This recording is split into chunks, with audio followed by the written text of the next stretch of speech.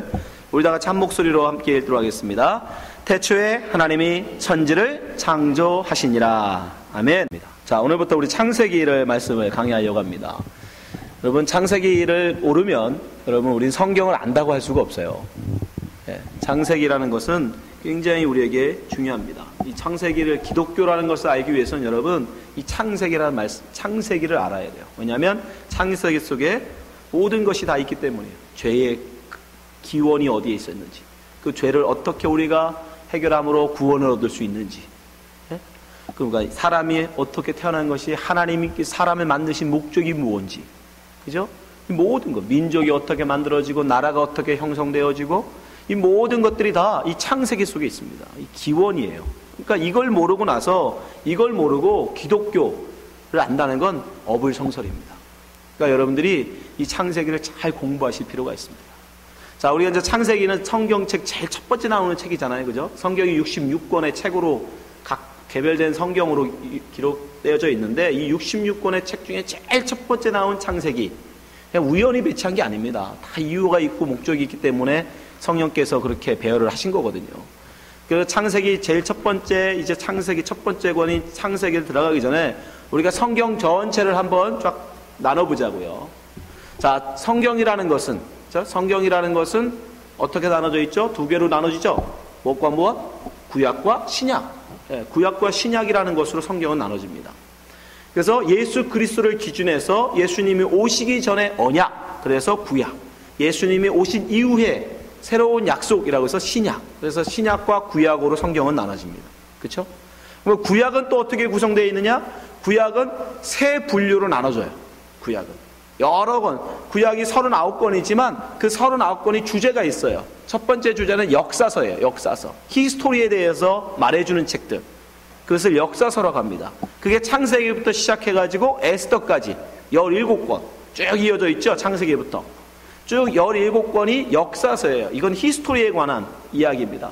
그 다음에 바로 이어 나오는 게 뭐예요? 욥기부터 시작되는 시가서예요. 시가서. 자, 역사서, 시가서. 시가서는 몇 권 안 되죠? 시가서는 5권밖에 안 돼요. 시가서가 있고, 그리고 나서부터 또 뭐 나오죠? 자, 이사야부터 시작되는 바로 선지서들이 쭉 이어서 나옵니다. 선지서. 선지서는 대선지서와 소선지서로 나눠지죠. 대선지서 4명, 소선지서 12명. 이렇게 나눠서 17권, 애가까지 포함해서 17권의 선지서가 있어요. 그러니까 구약은 뭐뭐 돼 있다? 역사서, 시가서, 선지서. 이렇게 3개 큰 주제로 구약은 나눠져 있다. 예. 신약도 뭐 크게 다르지 않아요. 신약도 복음서, 역사서인 사도행전, 그리고 서신서예요. 마지막에 묵시서까지 있는데, 예, 크게 보면 신약도 4부류로 나눠집니다. 그러니까 근데 우리는 구약만 오늘 얘기하자고요. 구약은 선지서, 시가서, 역사서, 시가서, 선지서로 이렇게 나뉘어지는데, 이 역사서라는 것도 근데 들여다보면 2개로 나눠져요. 역사서도. 창세기부터 에스더까지 역사서, 17권 역사서도 무엇으로 나눠지냐면 바로 모세가 기록한 창세기, 출애굽기, 레위기, 민수기, 신명기까지 이 5권을 일컬어. 이건 다 모세가 기록했는데, 그래서 우리가 일컬어 이것을 모세의 오경이라고 해요. 모세가 기록한 5개의 경전, 성경이라는 뜻으로. 그래서 성경에서는 모세의 책이라고 나와요. 모세의 책. 네, 모세의 책이라고 기록해요. 그게 바로 창세기부터 신명기까지인 5권의 책. 그것을 모세의 오경이라고 합니다. 바로 이 창세기는 그 모세 오경, 역사서 안에 있는 모세 오경 중에서 제일 첫 번째 책이에요. 그래서 모세의 첫 번째 책이라고도 불러요. 이 창세기를. 아시죠? 창세기. 그렇습니다. 그러면 창세기라는 이거 그러면 모세의 첫 번째 책을 창세기라고 부를까? 그거 생각해 보신 적 있어요? 왜 창세기라고 부를까? 이 창세기라는 말의 의미는 원래는 영어의 제네시스라는 이 표현을 한국말로 바꾼 거예요. 세상의 창조에 관한 이야기. 이 창세기라는 한자적 의미는 세상의 창조에 관한 이야기라는 뜻이에요. 창세기. 또는 영어로는 제네시스예요. 제네시스라는 영어의 원뜻이 뭐예요? 기원, 족보, 역사거든요. 그러니까 그 말을 한국말로 바꿔놓은 거예요. 창세기. 이거는 그러면 영어 제네시스는 왜 제네시스라고 했느냐? 원래 히브리 사람들은 이걸 창세기라고 안 불렀어요. 히브리 사람들은 모세가 첫 번째 이스라엘 민족에게 책을 줄 때 이 첫 번째 책을 뭐라고 불렀냐면 모세의 첫 번째 책 아니면 베레시트라고 불렀어요. 베레시트. 왜 베레시트라고 그랬냐면 베레시트라는 단어가 태초에라는 말이에요. 태초에. 성경 제일 첫 번째 써있는 단어가 베레시트예요. 베레시트. 창세기 제일 먼저 시작을 베레시트로 시작합니다. 그래서 히브리 사람들은 이 모세의 첫 번째 책을 베레시트라고 불렀어요. 그런데 이게 왜 창세기가 돼버렸느냐? 그거는 LXX라고 예수님 오시기 한 100여 년 전에 이 히브리어로 써있던 구약 성경을 헬라어로 바꿔버렸어요. 왜냐하면 예수님 오시기 전에 대부분의 헬라가 로마가 다 지배했잖아요. 그러면서 그 사람들이 쓰는 말로 성경을 바꿨어요. 번역했어요. 그러면서 베레시트라고 부르던 모세의 첫 번째 책을 LXX라는 70인역이 뭐라고 제목을 달았냐면 거기다 바로 족보, 기원이라는 의미로 제목을 붙여버렸어요.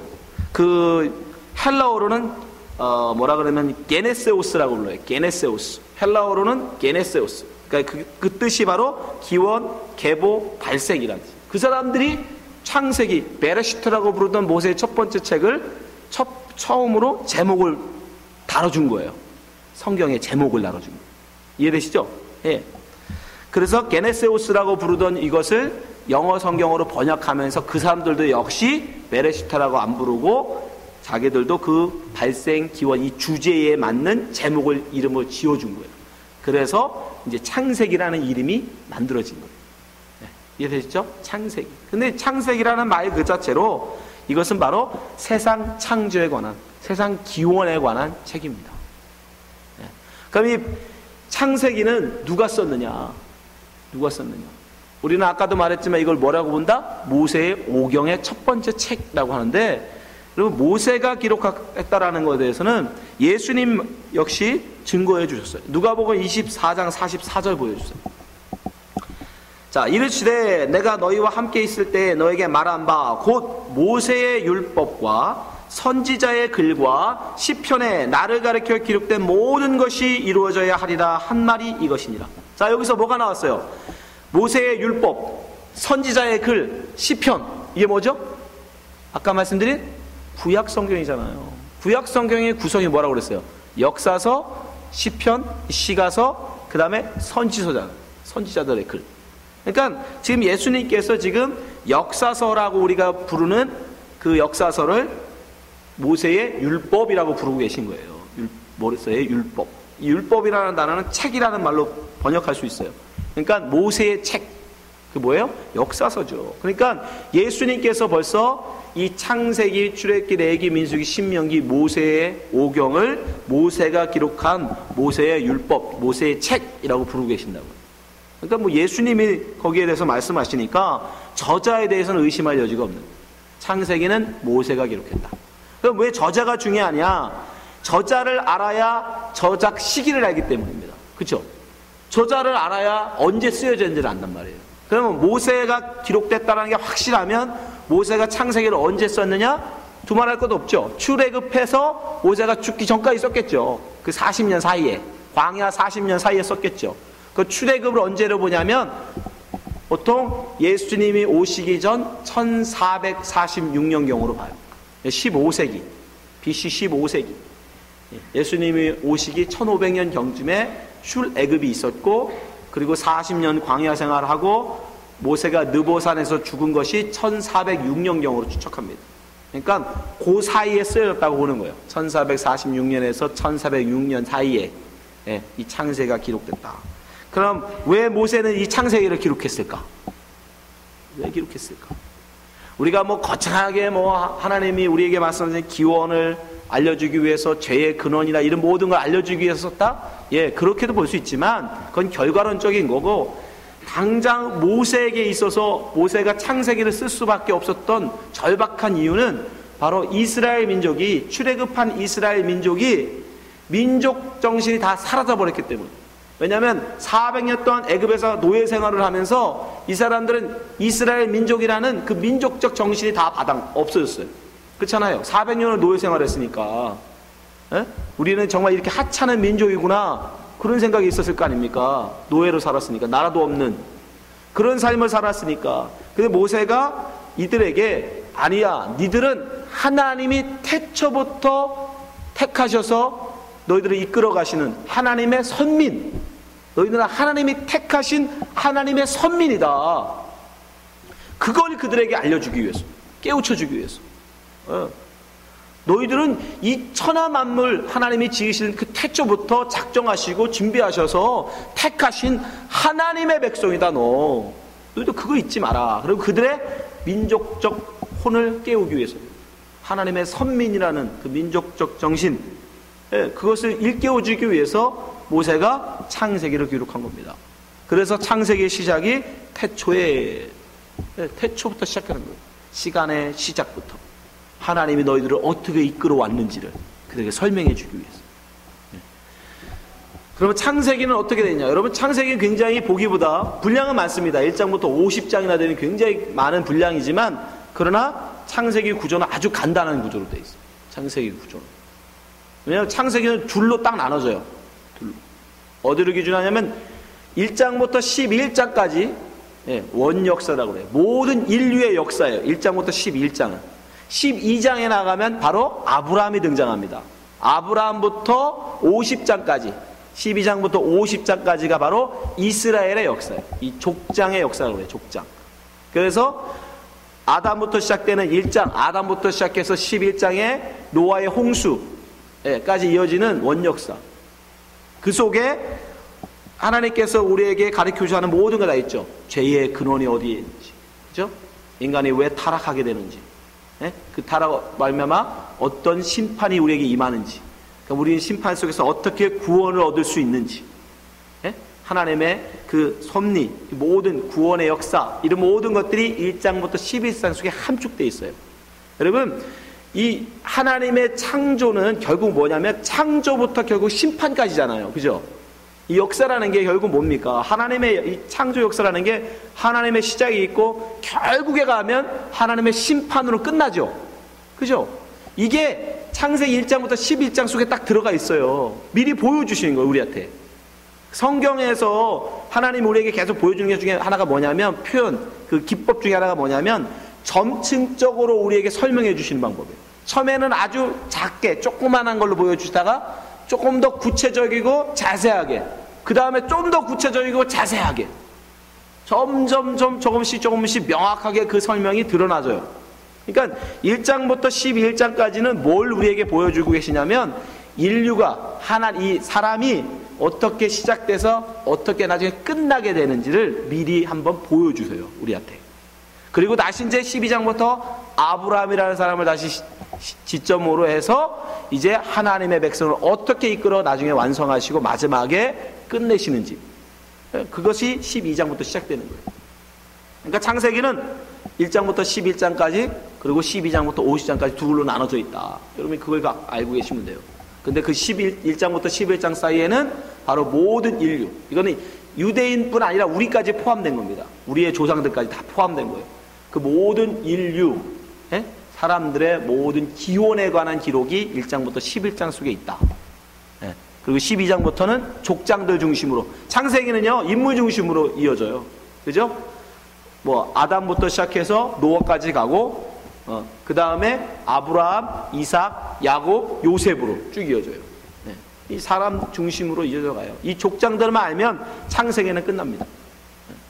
그리고 이제 출애굽기로 넘어가죠.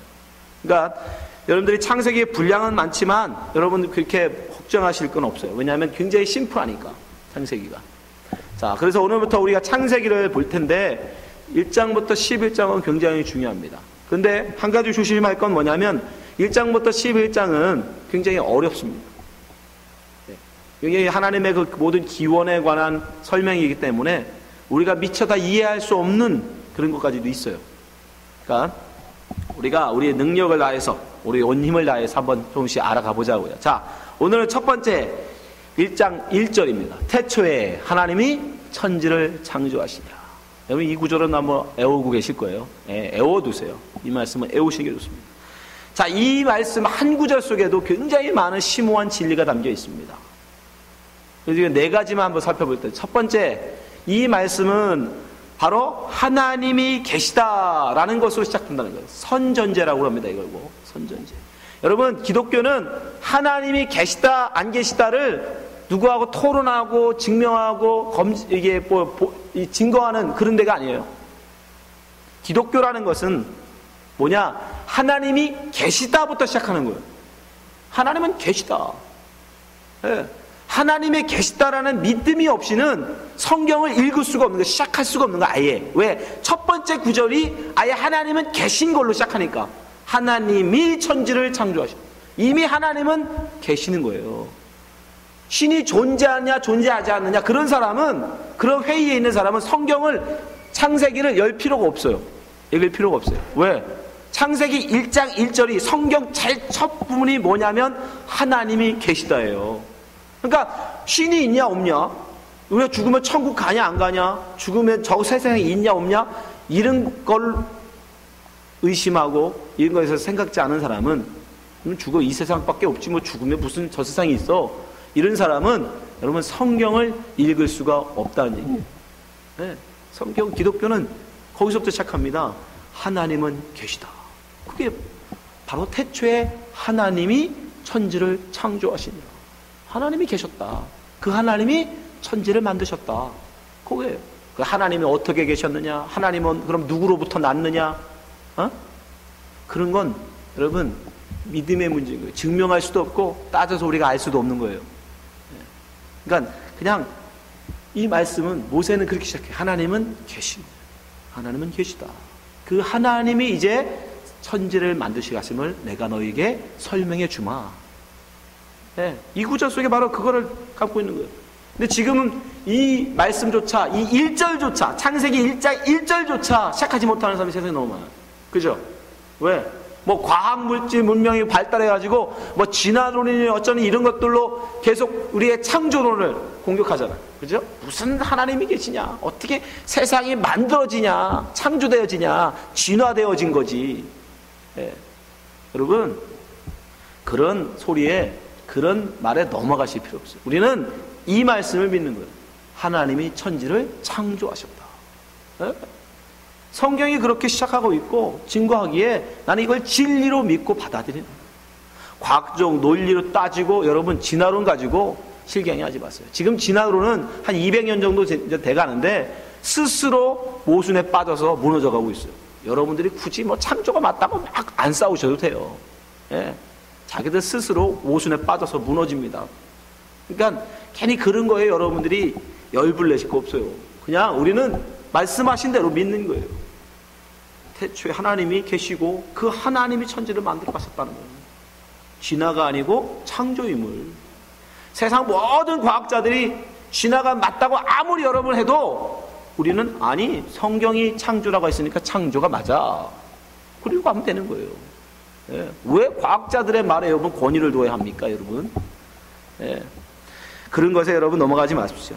여러분 분명히 성경은 선언해요. 하나님은 계시다. 하나님은 계시다. 그것을 인정할 때 우리는 이제 성경을 읽을 수 있어요. 시작할 수 있어요. 기독교를 시작할 수 있어요.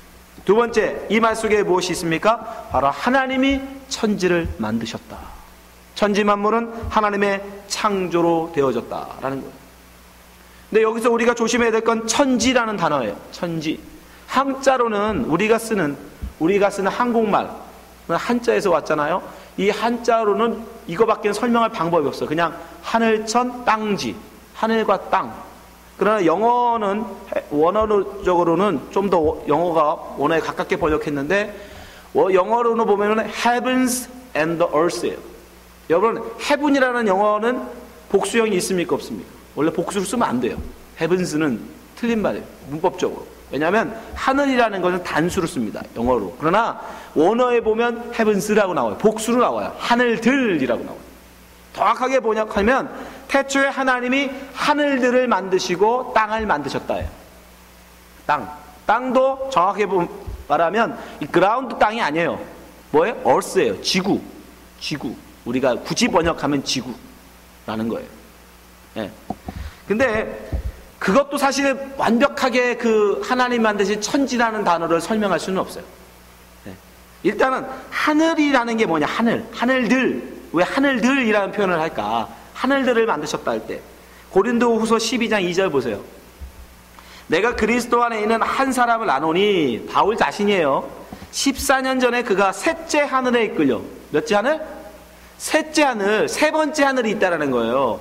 그럼 무슨 하늘이 있다는 거예요? 첫 번째 하늘도 있고 두 번째 하늘도 있고, 그죠? 지금 바울이 셋째 하늘에 갔대잖아요. 셋째 하늘에 이끌려 간지라. 그가 몸 안에 있었는지 몸 밖에 있었는지 나는 모르거니와 하나님은 아시느니라. 바울이 지금 뭐라고요? 세 번째 하늘. 그럼 뭐예요? 첫 번째 하늘이 있고 두 번째 하늘이 있다는 얘기죠. 그리고 자기는 세 번째 하늘에 갔다 왔다는 거 아니에요. 이 세 번째 하늘이 어디예요? 천국이에요. 천국. 하나님이 계신 곳. 지금 하나님이 계신 곳 갔다 왔다는 얘기예요. 자기가 천국을 보고 왔다 이 얘기예요. 지금 그걸 셋째 하늘이라고 말해요. 그러면 첫 번째 하늘은 뭐냐? 첫 번째 하늘은 바로 우리가 한국 사람들이 하늘천이라고 부르는 하늘이에요. 하늘, sky, 영어로는 sky. 예? 우리가 보는 이 파란 하늘, 이게 하늘입니다. 그죠?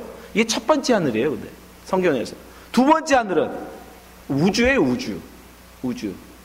이 우리가 눈으로 보는 하늘은 대기권까지죠. 공기가 있는 대기권까지. 그 넘어가면 여러분 파란 하늘이 아니죠. 그 넘어가면 뭐예요? 검은이에요.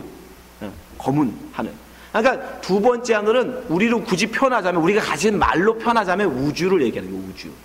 그리고 셋째 하늘은 하나님이 계신 곳. 그걸 뭐라고 불러? 우리가 영원의 세계라고 그래요. 영원의 세계.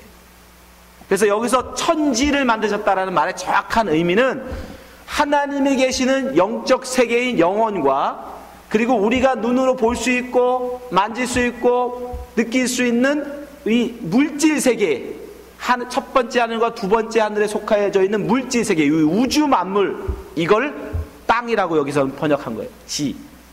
땅지로, 그냥 얼스로. 이해되시죠? 이해가 안 돼서 그냥 그렇게 알아두세요. 여기서 천지를 만들었다 그냥 간단하게 하늘과 땅 만드셨다 그러면 안 된다는 거예요. 왜? 지금 땅은 두 번째 달에 나온단 말이에요. 두 번째 날에. 그 벌써 땅을 만드시면 아니에요. 그거 아니고 그냥 굉장히 철학적인, 우리를 멀리는 한계지만, 알 수 없지만, 그러니까 거기까지만 알아두세요. 그냥 원래는 아무것도 없는 영원이었는데 하나님이 천지를 만드시면서 이 물질 세계를 만드신 거예요. 물질 세계. 예? 물질이라는 걸 만드신 거예요. 이제 물질이라는 거. 우리가 만질 수 있는 거, 이 만질 수 있는 물질이라는 걸 만드신 거예요. 그거를 성경은 땅이라고 표현한 거예요. 땅, 그냥. 아셨죠? 예, 그게 땅지. 그래 여기서 뭘 추측할 수 있냐면, 성경은 안 나와 있지만 이 성경은 이제부터 이 지에 관한, 땅에 관한 것만 기록합니다. 왜? 영에 관한, 영적 그 셋째 하늘에 관해서는 우리는 알려줘도 몰라. 지금 바울도 그러잖아요. 내가 갔다도 왔는데도 내가 몸 밖에 있었는데 몸 안에 있었는데 나도 모르겠다. 내가 살았었는지 죽었었는지 나도 모르겠다. 몰라요. 그리고 말로 표현할 수도 없다고 그래요. 이 땅에 말로 뭐 어떻게 설명할 길이 없어. 그래서 너무 좋아서 최고 표현해 봐야 사람들이 최고 좋다고 말하는 다이아몬드, 보석밖에는 뭐 어떻게 표현이 안 되는 거예요. 이해되시죠? 여러분들이 어떤 미인을 봤어. 너무너무 예뻐. 여자분이 많으니까 남자로 합시다. 너무너무 멋있는 남자를 봤어. 가서 다른 사람한테 설명을 해야 돼. 예은이한테 가서 신랑감으로 소개를 해야 돼. 그럼 뭐라고 설명할 거예요? 내가 너무너무 멋있는 사람을 봤는데 우리 목사님하고 너무 비슷해. 왜 웃어요? 에? 아니면 예은이가 좋아하는 조인성 닮았더라. 그죠? 왜? 알고 있는 게 그거밖에 없으니까 더 이상 뭐 어떻게 미남이라는 어떤 표현을, 그가 너무 아름답다는 표현을 그거 이외에는 할 방법이 없는 거예요. 이해되세요? 예. 그래서 하늘에 뭐 보석이 빛나고 금이 있고 이렇다는 거지, 진짜로 금은 보석, 거기 가면 그건 가치도 없습니다. 가치가 없어요. 천국에서 무슨 금은 보석이 여러분 가치 있습니까? 예? 금은 보석은 우리한테 얼마 안 되니까 가치 있는 거지, 그거 별거 아니잖아요. 그러니까 여러분들이 여기서 이 하늘과 땅을 만드셨다는 이 개념은 바로 하나님이 이제 물질 세계를 만드셔놨다. 굉장히 어려운 말이지만 그렇게 알고 계세요. 다음 주에 좀 더 그걸 구체적으로 말씀드릴게요. 하여튼 그러고서 이제부터는 어떻게 됩니까? 이 땅에 관한, 이 땅 아래, 하늘이 아닌 이 땅에 관한 것에 대해서 이제 모세가 이제부터 기록해 나가죠. 이 땅이 어떻게 되는지. 자, 하나님은 분명히 성경은 우리에게 증거합니다. 하나님께서 우주 만물을 만드셨다. 사도행전 17장 24절 보세요. 사도행전 17장 24절. 우주와 뭐죠? 둘째 하늘이죠. 제가 아까 말씀드린 우주와 그 가운데 있는 만유. 우주와 그 가운데 있는 만유가 뭐냐면 물질 세계란 말이에요. 우리가 느끼고 만지고 볼 수 있는 거. 별, 우리가 볼 수 있잖아요. 만질 수 있잖아요. 물론 나중에이지만 아무튼 만유, 그 모든 걸 지으신 신께서 천지의 주제신이 손으로 지은 전에 계시지 아니하시고, 하나님은 말씀하는 거죠. 예, 여러분들이 이 모든 것, 이거를 성경은 땅이라고 말해요. 땅. 여러분, 땅지 감옥 지옥이 여러분 별 다른 데가 아니에요. 여기가 지옥이에요, 여러분. 우리가 지금 물질 세계에 갇혀 있는 우리가 지옥인 거예요. 시간이라는 것에 갇혀 있는 우리가 지옥인 거예요. 우리가 갇혀 있잖아요. 여기서 벗어날 수 있어요, 여러분? 못 가잖아. 그게 감옥이지 뭐. 감옥이 별거예요? 내 의지와 상관없이 어디에 갇혀 있는 게 감옥이죠. 그죠? 나는 나가고 싶어도 못 나가게 가둬놓는 게 감옥이죠. 감옥의 특징 아니에요, 그게. 예, 여러분 땅에 갇혀 있는 거예요, 지금. 우리는 원래 어떤 존재인데? 하나님과 함께 영에 거해야 될 존재들이에요. 갇혀 있는 거예요, 땅에. 그래서 이 땅을 지옥이라고 그러는 거예요, 그냥. 아무튼 여러분들이 그렇게 크게 알고 계세요. 이 눈진상에 보는 모든 것을 성경은 땅이라고 한다. 땅. 예, 그래서 하나님이 바로 이 천지를 만드셨다. 이 구절 한 줄 속에서 태초에 하나님이 천지를 창조하십니다. 예, 하나님이 창조하십니다. 세 번째 이르는 이 말씀을 통해서 뭘 알 수 있느냐? 하나님이 말씀으로 세상을 창조하셨음을 알 수 있어요. 말씀. 무엇으로 하셨느냐? 말씀. 이게 굉장히 어려운 일이에요. 왜냐하면 자꾸 뭐 과학자들이 주장해요. 야, 영원 속에 있었고 아무것도 없었다면서 어떻게 뭐가 나왔냐? 왜냐하면 과학이라는 것은 뭔가 원인, 근본 물질이 있어야 뭔가 거기서 또 다른 것이 나온단 말이에요. 무에서 유가 나온다라는 건 있을 수 없잖아요. 그러나 하나님은 하셨다는 거예요. 무에서 유를 창조하셨는데 아무것도 없던 세상에 물질을 만들어내셨는데 뭘로? 말씀으로만. 말씀. 그걸 말씀으로 하셨대요. 그거 어떻게 합니까? 믿음으로 알아요. 믿음. 누가 그걸 보겠습니까? 볼 수 있겠습니까? 아무도 못 봐요. 히브리서 11장 3절. 믿음으로밖에 안 돼요, 여러분. 모든 세계가 하나님의 말씀으로 지어진 줄을 우리가 아나니 보이는 것은 나타난 것으로 말미암아 된 것이 아니니라. 네. 무에서 유를 창조하신 하나님, 그 하나님을 어떻게 세상을 창조하셨느냐? 말씀으로 됐다. 그걸 어떻게 하느냐? 믿음으로 한다. 그래서 창세기 1장 2절로 시작한다. 태초에 하나님이 천지를 창조하셨다라고 시작하는 거예요. 네. 여러분이 말씀으로 말미암아 우리가 하나님을 만드셨는데, 이 말씀이라는 것은 여러분 그럼 뭐 하나님이 어디 계시다가 이렇게 야 지구야 하늘아 땅아 생겨라 이렇게 말씀하셨느냐? 그런 거는 아니에요. 그런 건 아니고, 말씀이라는 건 뭐냐면 여러분이 뭔가 말을 한다는 얘기는 여러분 속에 있는 생각과 여러분의 뜻이잖아요. 그죠? 네. 누군가에게 여러분 어떤 명령을 한다는 건 뭐예요? 여러분의 속에 이미 어떤 그 마음, 그 뜻을 가지고 바깥으로 내뱉는 것이 말이잖아요. 아무 생각 없이 내뱉는 말 말고. 그러니까 뭐를 말을 한다는 얘기는 내 속에 이미 그것을 통해서 뭔가를 이루고자 하는, 그 말을 통해서 뭔가 이루고자 하는 뜻이 있고 의지가 있다는 얘기거든요. 그렇죠? 근데 하나님은 지금 말씀으로 세상을 창조하셨다는 얘기는 뭐냐면 하나님의 뜻, 하나님의 그 의지, 하나님의 소원, 이 모든 것이 어떻게 됐다? 성취되어졌다라는 거예요. 창조가 되어졌으니까. 그걸 일컬어 하나님의 전능이라고 하는 거예요. 전능. 그러니까 무슨 얘기예요? 하나님이 하고자 하는, 하나님이 뜻대로 하고자 하는 모든 것을 다 이루시는 분인 거예요. 그 말씀으로 되어졌다라는 말 한마디 속에 그걸 포함되는 거예요. 하나님은 본인이 의지, 가지고 계신, 뜻하신 모든 것을 뭐 하실 수 있는 분이다? 이룰 수 있는 분이다라는. 그걸 일컬어 우리가 말씀으로 지으셨다. 그래서 우리를 하나님을 전능하시다라고 얘기합니다. 고린도후서 1장 17절 보세요. 그러므로 주께서 말씀하시기를 너희는 저희 중에서 나와서 따로 있고 부정한 것을 만지지 말라. 내가 너희를 영접하여 너희에게 아버지가 되고 너희는 내게 자녀가 되리라. 전능하신 주의 말씀이니라. 전능하신 하나님. 그러니까 전능하신 분은 모든 것을 다 하실 수 있는 분이라는 뜻이에요. 그 모든 것을 다 하실 수 있다는 뜻은 본인이 마음 먹은 거, 본인이 뜻하신 거, 그것을 다 이룰 수 있는 분이라는 뜻이에요. 그래서 그분은 말씀으로 세상을 창조하시는 거예요. 근데 또 더 성경이 놀라운 우리에게 증언을 하는데, 요한복음에 보면 이 말씀이 하나님의 뜻, 하나님의 의지인 말씀이 곧 뭐다? 예수다라고 얘기해요. 요한복음 1장 1절. 태초에 말씀이 계시니라. 역시 또 태초죠. 태초에 말씀이 계시니라. 이 말씀이 하나님과 함께 계셨으니. 당연히 하나님과 함께 하죠. 왜요? 말씀은 곧 하나님의 뜻이니까. 하나님의 뜻이니까 당연히 하나님과 함께 하죠. 이 말씀은 곧 하나님이시니라. 왜? 하나님과 완전한 일치잖아요. 하나님의 뜻이니까 말씀은 하나님인 거예요. 네. 그가 태초에 하나님과 함께 계셨고 만물이 그로 말미암아 지은 바 되었으니 지은 것이 하나도 그가 없이는 된 것이 없느니라. 여기 보면 요한복음에 보면 결국 세상은 누가 지었다?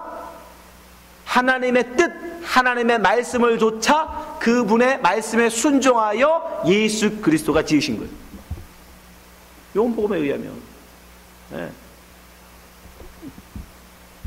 그래서 그것을 일컬어 하나님의 뜻에 완벽하게 자기의 뜻은 버리고 자기의 뜻은 없어. 자기의 뜻, 자기의 의지, 자기의 소원, 그걸 추구하는 걸 선악과 따먹는다고 그러는 거예요. 그걸 없고 완전히 하나님의 뜻이 내 뜻, 하나님의 마음이 내 마음, 요걸 갖다 성경은 뭐라고 그래요? 순종이라고 하는 거예요. 그리고 이걸 갖다가 하나님과 하나됨이라고 하는 거예요. 이걸 다른 말로 하나님과의 결혼이라고 하는 거예요. 그자 하면 뭐한다? 구원받는 거예요. 네, 성경이 그걸 말씀하고 있어요. 그러니까 예수 그리스도는 하나님의 말씀이셨어요.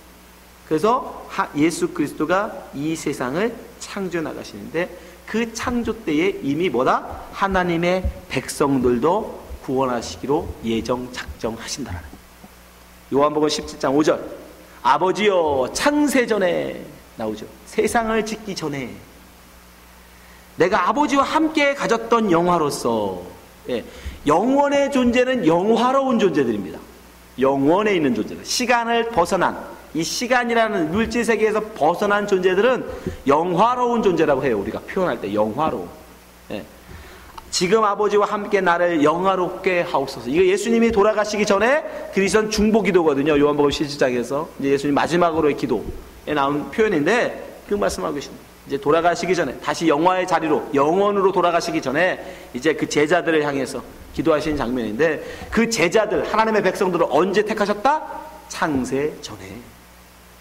그러니까 예수 그리스도 언제부터 계신 분이야? 창세 전에, 영원에부터 계셨던 거예요. 그 영원부터 계시면서 하나님이 태초 시간을 시작하신 그때에, 세상 만물을 이제 지으실 때에 바로 그 말씀 뜻대로 예수 그리스도가 이 땅을 지으신 거예요. 그걸 일컬어 성경은 뭐라고 한다? 말씀으로 세상을 지으셨다라고 합니다. 에베소 1장 4절에도 보세요. 곧 창세 전에 그리스도 안에서 우리를 택하사 우리로 사랑 안에서 그 앞에 거룩하고 흠이 없게 하시려고 그 기쁘신 뜻대로 우리를 예정하사 예수 그리스도로 말미암아 자기 아들들이 되게 하셨으니. 이미 창세 전에 하나님은 예수님과, 성부 하나님인 예수님과 이미 상의하시고 모든 것을 계획하셨어요. 뭐를? 이미 여러분 이 역사의 끝까지 다 계획하신 거예요. 하나님은 하다가 이스라엘 민족 택해가지고 아브라함 택해서 이스라엘 민족을 택하셨는데, 이것들이 하나님 말씀 안 듣고 간음하고 행음하고 하나님을 섬기지 않고 우상 숭배해서 버리고 여러분 택한 게 아니에요. 이미 모든 것을 하나님이 정하신 거예요. 계획하신 거예요. 왜? 하나님은 하나님이 뜻하신 것을 다 그대로 이룰 수 있는 전능하신 분이라니까요. 여러분이 하나님을 말씀으로 세상을 지으셨다라는 걸 여러분이 인정하면 바로 그 속에 그게 다 들어가 있는 거예요. 예. 그래서 우리는 또 뭘 여기서 알 수 있어요? 하나님은 영원하시다라는 걸 알죠. 하나님은 영원하시다라는. 그 영원이라는 말은 뭐냐면 시간이라는 말의 반대말이에요. 다른 말. 시간이라는 말의 다른 말이 영원이라는 거예요. 영원이라는 건 시간이 존재하지 않는 거예요. 여러분, 시간이라는 게 왜 존재합니까? 이 시간. 1시간, 2시간, 3시간. 이 1시간, 2시간, 3시간 된 지는 얼마 안 돼요, 여러분. 아시죠? 옛날에는 1시간, 2시간, 3시간으로 안 했어요. 뭘로 했어요? 그냥 밥 먹는 대로 했죠. 아침, 점심, 저녁. 그걸 또 시간으로 나누는 건 얼마 안 됩니다. 여러분, 우리가 시계 찬 지가 얼마나 돼요? 얼마 안 되잖아요. 예. 이 시간은 정해지가 얼마 안 돼. 이 시간이라는 게 되게 웃긴 거예요. 지금 우리가 3시가 다 돼가는데, 여러분, 한국은요? 한국도 3시예요? 뭐가 맞는 거예요? 웃긴 거예요, 여러분. 그 시간이라는 거예요, 여러분. 얽매이시면 안 돼. 이거 굉장히 가변적인 거고, 자기 주관적인 거예요. 우리가 사는 여기는 지금 오후지만, 한국은 지금 오전이라니까요. 그럼 뭘로 봐야 돼, 하나님이 지금? 하나님은 지금 오전이니까, 지금, 일어나서 막 일하실까요? 아, 이제 밤이 돼가니까 이제 주무실 준비를 하실까요? 그런 게 어디 있어요. 영원일의 존재이시는 그런 시간을 초월하시는 거예요. 이 시간이라는 걸로 여러분 얽매이시면 안 돼. 이거는 우리에게만 있는 거예요. 이 물질의 속에 갇혀있는, 이 지옥 속에 갇혀있는, 땅에 갇혀있는 우리에게만 유용한 게 이 시간이라는 거예요. 이거는 우리가 죽으면, 이 육신을 벗어나면 시간이라는 건 사라집니다. 영원으로 가버려요. 근데 바로 우리가 태초에라는 이 말 속에서 뭘 알 수 있느냐? 바로 하나님은 그 태초 밖에 계시는 영원하신 분이라는 거. 여러분, 태초라는 단어가 성경에 3번 나옵니다.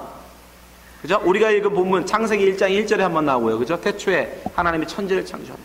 어디 나오죠? 요한복음 1장 1절에 나오죠. 그죠? 태초에 말씀이 계시니라. 이 태초에 또 한 번 더 나오는데 요한 1서예요.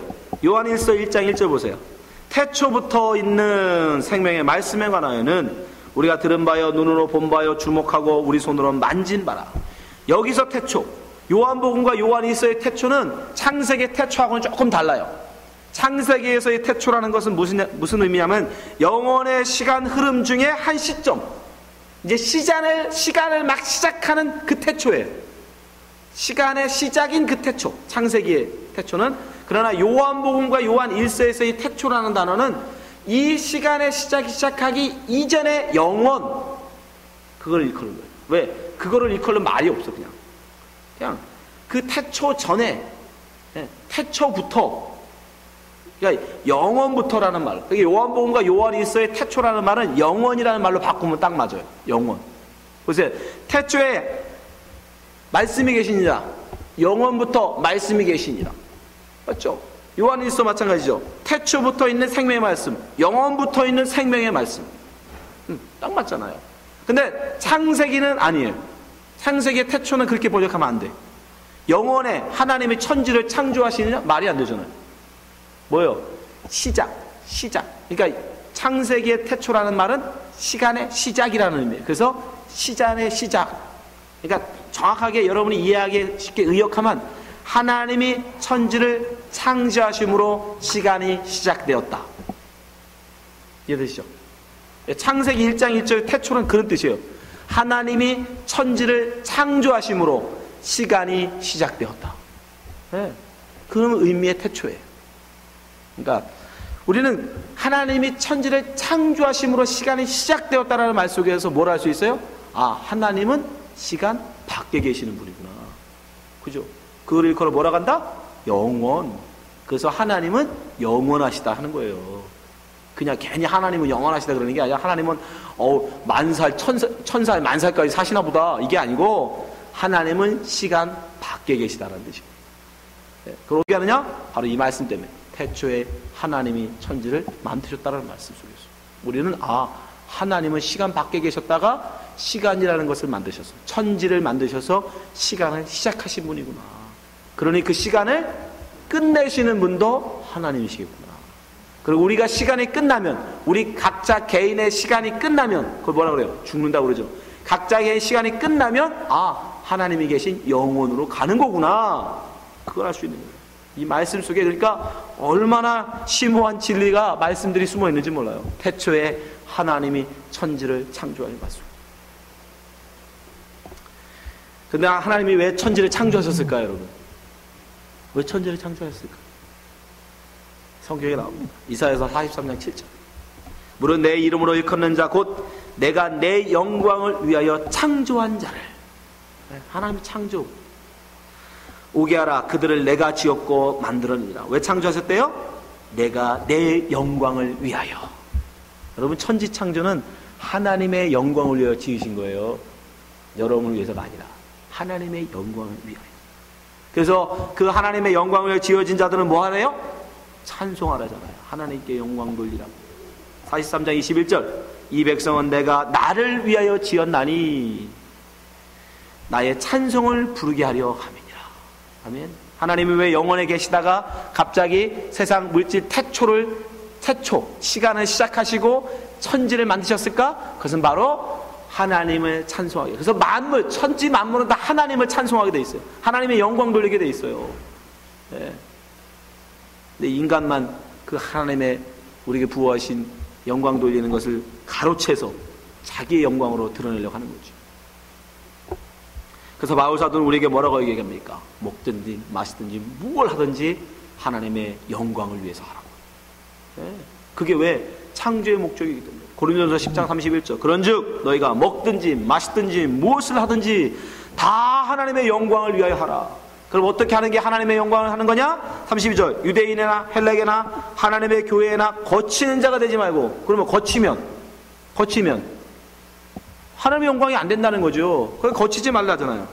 그리고 어떻게 해요? 33절, 나와 같이 모든 일에 모든 사람을 기쁘게 하여 나의 유익을 구치 아니하고 많은 사람의 유익을 구하여 저희로 구원을 얻게 하라. 그게 뭐다? 그게 하나님께 영광을 돌리는 것이다. 자기를 위하여 살지 말고, 자기의 유익을 구치지 말고, 자기의 이름을 내기 위하여 자기의 영광을 구하는 삶이 아니라 다른 사람을 위하여 모든 다른 사람을 기쁘게 하고 다른 사람을 위하는 삶, 그걸 뭐라고 그래요? 그 십자가라고 그러죠. 자기를 죽여 남을 살리는 거, 그게 십자가잖아요. 그게 바로 영광인 거예요. 영광. 그게 영광이에요. 하나님께. 여러분, 하나님은 다른 거 안 받으신다니까. 오직 십자가만 보신다니까요. 예수 그리스도만 보신다고요. 근데 그 십자가는 누구만 질 수 있다?